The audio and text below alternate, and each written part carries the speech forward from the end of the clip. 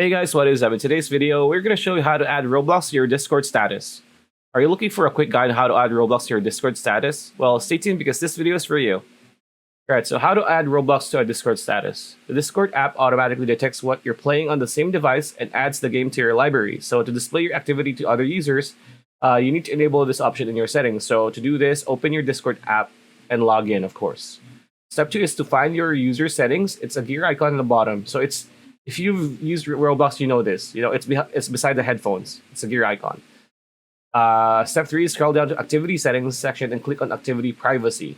So toggle the switch to display currently activity as a status. So make sure that this is enabled.